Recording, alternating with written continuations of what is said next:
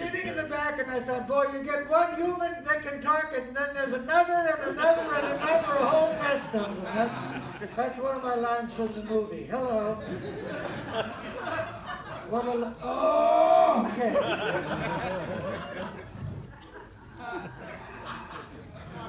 Alrighty then. Lovely to see everyone. Thank you all for coming, and thank you for enjoying the film. Let's have a round of applause for this. What a bank of talent. What a talented, what a wonderful... Okay. You know, I live up in Ojai now myself, and I was not going to come down, Alan, because to me, the Forbidden Zone is the 101 on a Friday. And I'm not joking. I live up there. I live near Peter Strauss. He has a horse that gets in my yard. That's a whole other story. I don't want to tell you. It's lovely to see you all. And what an honor it is to be on this stage with this august group of people. And what an honor it is for them to be here with me.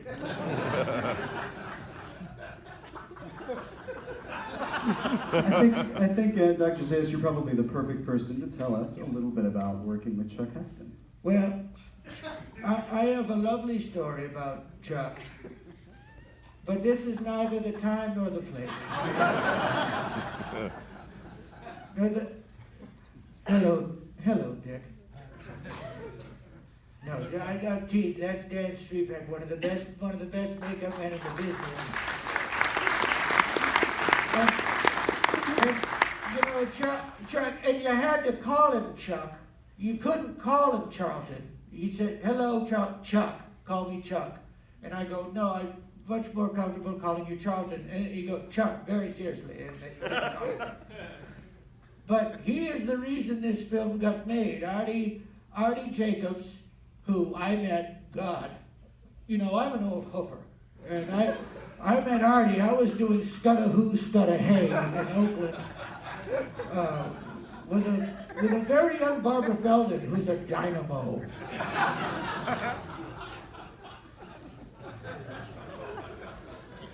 She is the, you get a Mai Tai in that woman, and she is the devil in polyester pants. Oh. Sorry, I have a new hip. The doctor has a new hip. But Artie knew he needed a star to get this film made, and Paul Newman was originally attached to this in the very early stages, I believe, and then Chuck came on board, and and he really championed the project back when not a lot of A-list stars were doing science fiction and or fantasy, however you want to describe it. And he really championed the film, and then they got it, and everybody told Artie no 2 and 3 and 4 times, and he would just keep going. He would just keep going back, and that's a good lesson. That when someone says no, you keep going back. If you're trying to get a movie made, not with a lady.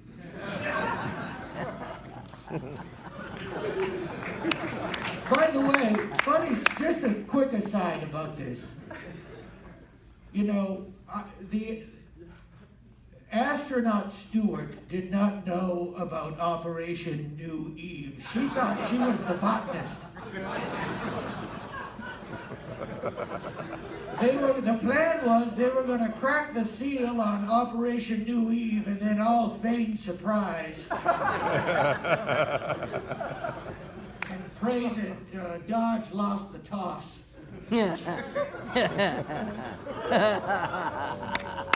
Too soon. Too soon.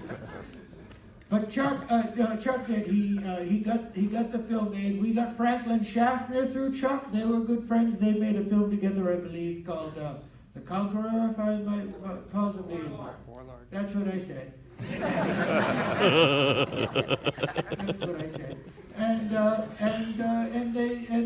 the studio itself took a big chance on Franklin Schaffner. This was really his first big time at the plate, as they say, and he hit it out of the park, to continue the baseball metaphor.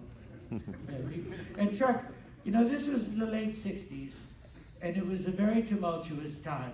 And I don't know if you covered this, but half the makeup production, and you tell me if I'm wrong, the production all around town slowed down because all the makeup artists were working on Apes.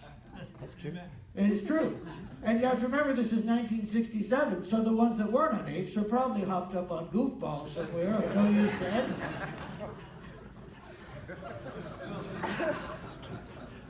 You take, okay. The cornfield sequence alone, I had 67 makeup artists working on every day. Wow. Hey, can I ask a question about the corn? Because I wasn't in that scene, and I wanted to be in that scene, and I had a good role for myself written in.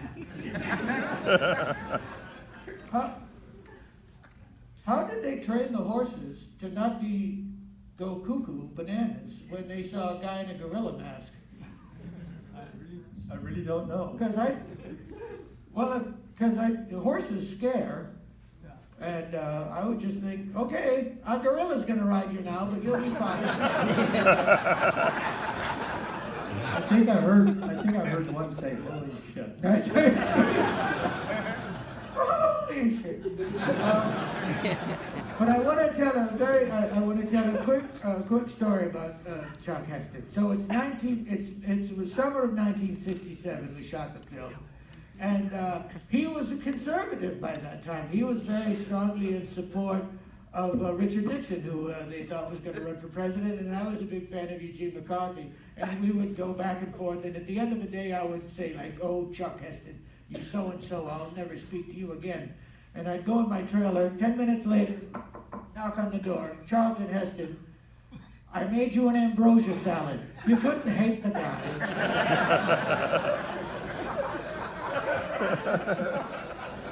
He should wear a conical hat with a half moon and a star, because he's a wizard in the kitchen, and he kept that a secret all his life.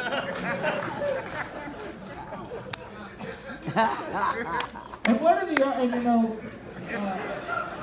and young Linda Harrison, who played Nova, so wonderful, and was engaged at the time to the head of the studio, Dick Zanuck. What are the odds?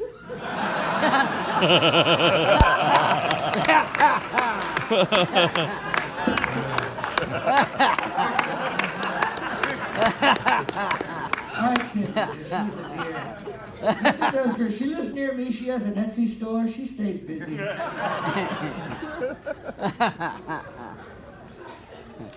I think it's time to let you guys ask some questions. What we'll do is we'll set up a microphone over there. If you wouldn't mind just getting in line, that way we can get your questions recorded for the audition, for the camera. Don't be shy. I had a question for, I just had a question for Matt. Matt, do you have an Android or an iPhone? An iPhone. Okay, so you could have called me.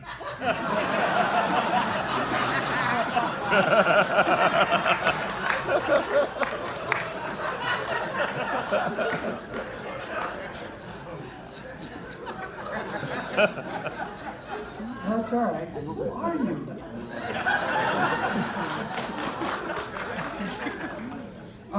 As they say, all the apes is computers now.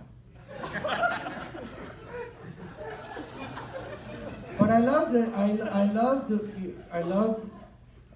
all of the new films. I love all of the new films. As a fan of the films, it's so great that they're back and they're great. And because as we all know, after Battle there was nothing until Rise. Oh, wow. Too soon. Too soon. Not soon enough. No, there's 5 great films right. and a coaster. But it's so wonderful. And so I saw War, and then I saw 3 Billboards. And does Woody Harrelson just kill himself in movies now? Because I heard he's doing a remake of Barefoot in the Park, and I thought, what a ghastly way to end that story. And she's singing Shama Shama, and then from the other room, bang! You know what he is? He's not good at problem solving. All right, let's have some real questions. I'm sure they're not for me, though. Hi, my name's Rob Sawyer. I actually flew in from Toronto just for this evening, and it was spectacular. Thank you. Bill Creeper, I've always been a huge fan of your work on the Irwin Allen productions, and of course on this, everything. I have a question. When they have the full-size spaceship at Lake Powell, and they blow the hatch, which blows very nicely, this whole corrugated sheet blows off one side of the ship too. I've always wondered if that was supposed to happen, or if that was an accident of the prop actually blowing apart because of too big a charge. Thank you. It was an accident. And now we know. A horrible accident. You know when he says the air's okay, good thing. Quick movie. The air's not okay. Master character. Hello, my name is Kurt Pena. I'm a graduating senior at the American Musical and Dramatic Academy in Hollywood. I have a question for the entire panel about the future of the franchise. How do you feel about the notion of adding more stronger female characters to the future installments? No one wants that. As much as I love Dr. Zaius, I think maybe like a Meryl Streep would be a wonderful future Dr. Zaius. That'd be cool. Great. That was my question. I just wanted to know if there were any plans that you knew of to continue the franchise. We'll see. Is Not it after belong to tonight. this question? Did you know that at the end of the film, the original line was he looked up and said, "Oh my God, they have a Statue of Liberty too."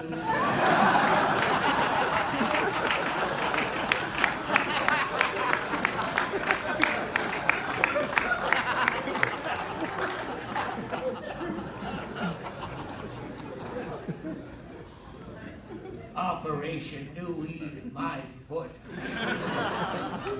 Go ahead. I'm sorry, go ahead. No problem. Hello, thank you for all your great work on these films.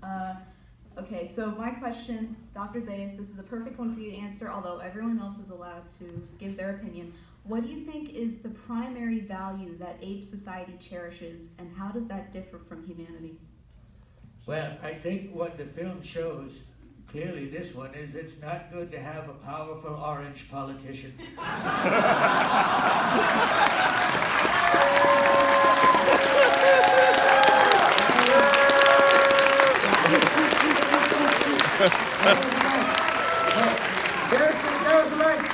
She says Cornelius has developed the most amazing theory that the ape evolved from a lower order of primate, possibly man. And my original line was fake news. Too soon. Hiss. Somebody hiss. I said something. Hiss. Thank you. But that's what's great about the film, is that it's about something. It's true.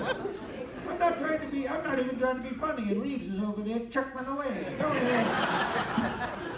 Director boy, chuckle, chuckle, chuckle. Hello. Hi. Did I ever tell you about the time I lost the Rolex watch in Elkie Summers' hot tub? No, we'd love to hear about it, though. It's a lovely story. It involves Jack Parr and anal nitrate.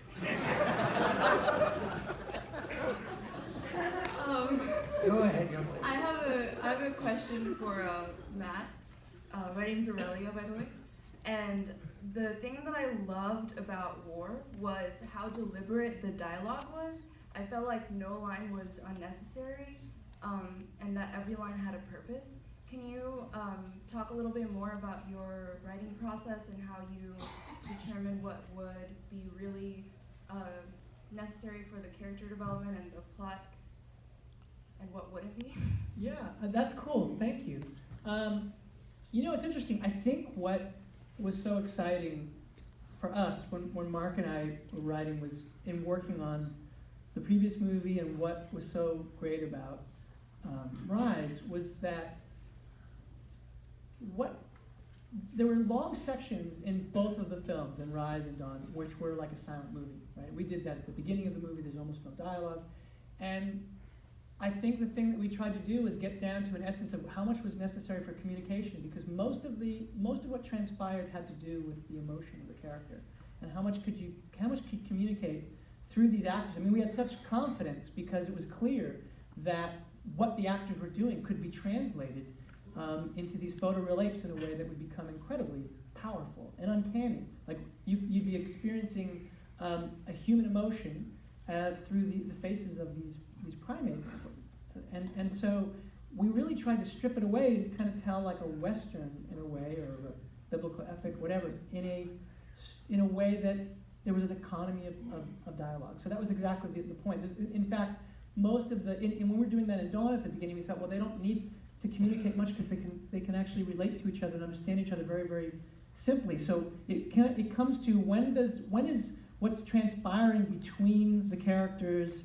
non-verbally not enough, and that's when they would speak. So there are long stretches where nobody says anything, and in fact, that just as the apes are continuing to evolve, and we did work with Andy about how fast he would have to speak, because if he spoke the way he spoke in Dawn or in Rise, in War, instead of being a 2-hour movie, it would have been like 5 hours, because it was very slow.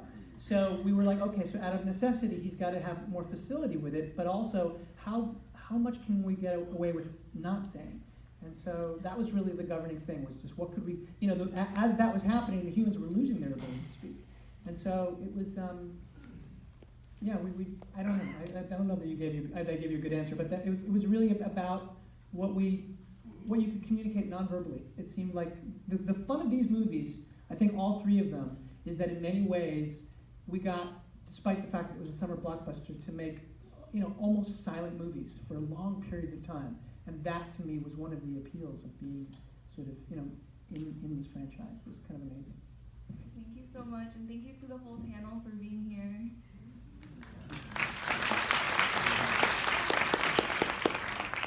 I'll kind of bend over, sorry. Matt, thanks for making my favorite movie of all time. I love you. Please cast me in the next one. The Paul Bear? My question is, with such a beautiful performance by Andy Serkis, even though it's motion capture, do you feel that he should be recognized via awards? Should he be nominated for an Oscar, Golden Globe, what have you, even though it's motion capture? Everything. I agree. Yeah. All right. Wouldn't it have been crazy if he said no? No,